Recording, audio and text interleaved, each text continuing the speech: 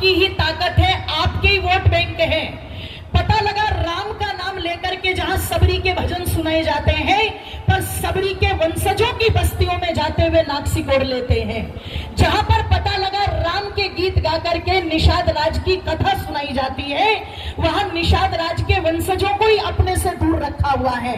और आप उन्हें रख लीजिए दूर, क्योंकि आप अगर उन्हें गले लगाने के लिए तैयार नहीं है तो दूसरों ने उनके लिए अपनी बाहें फैला रखी हैं। तुम्हारे मंदिर तोड़ करके चर्च बन रहे हैं चारों तरफ, आपके मंदिर तोड़ करके मस्जिदें बन रही है चारों तरफ। और ये स्थिति केवल पंजाब की या केरल की या आसाम की या मिजोरम की या कश्मीर की नहीं है। जिस धरती पर मैं खड़ी हुई हूं उस बिहार प्रांत के भी पता लगा बहुत सारे क्षेत्रों में धर्मांतरण धड़ल्ले की चोट पर चल रहा है।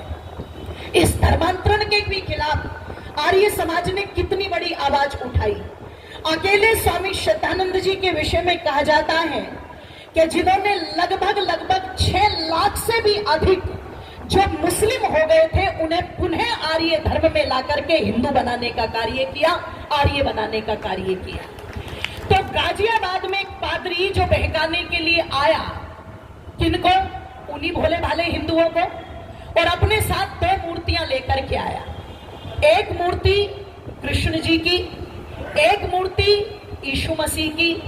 दोनों मूर्तियों का साइज एक, रंग ढंग एक, सब कुछ एक।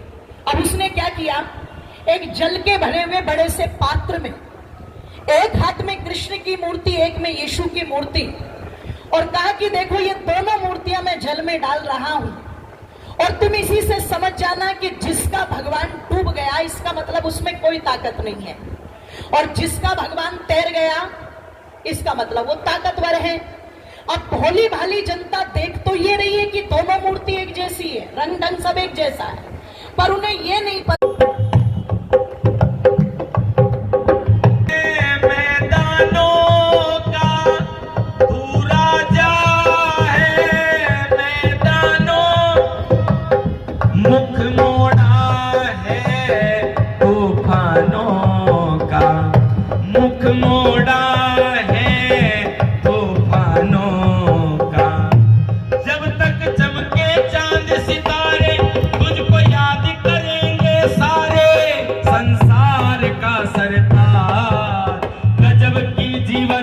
शक्ति तुझ में फूंक गए ऋषिराज।